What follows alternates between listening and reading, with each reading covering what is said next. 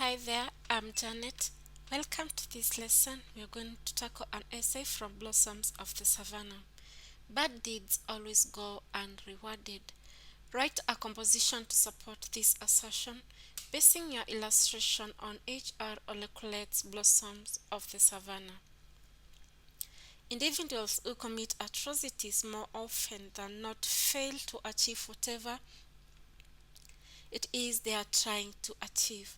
Some individuals do shocking or cruel things due to their selfishness, but they never succeed. In Blossoms of the Savannah, Olarinkoi, who tries to rape Resian, is hurt and humiliated, and he fails to marry her. Olekailo and Oloisudori's atrocities also fail to bear fruits. Oloisudori plans to forcibly circumcise and marry Resian against her will, but he fails terribly. Oloisudori is a sly extortionist. He tricks Olekaelo, that is Resian's father, into a business partnership. After helping Olekaelo secure several lucrative contracts, he demands to marry Resian forcefully. Resian hates him since he acts suggestively. When they first met, Ole Superior had earlier cautioned Olekaelo about his handy traits. He tries to woo her with gifts such as a golden brooch and bracelet and a spectacular house which she duly hands back.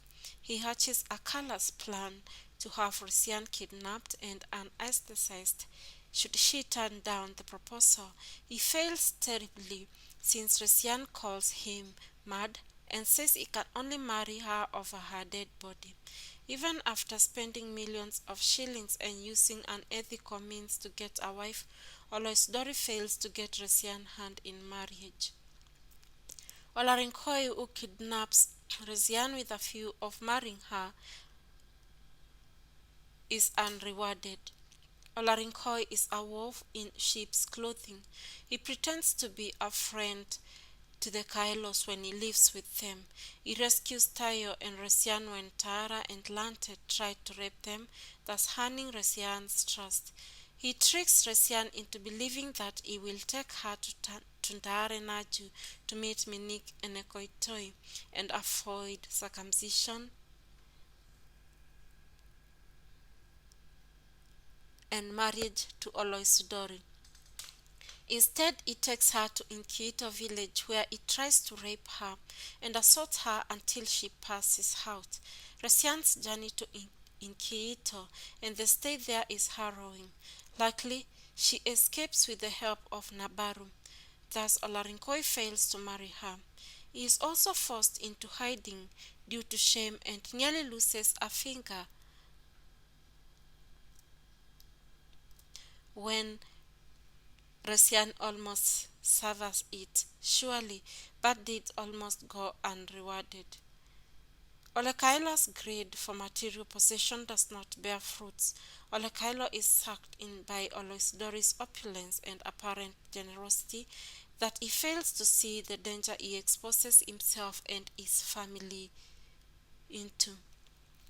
After getting into a business partnership with Oloisudori, he is thrown into turmoil when Oloisudori demands to marry Resian.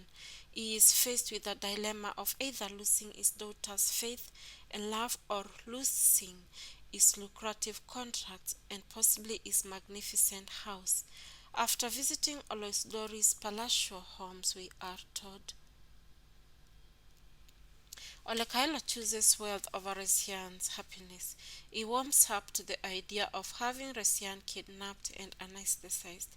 He receives 500,000 shillings among other gifts but fails to have Resian marry Oloisudori. She runs away from home, leaving his father confused.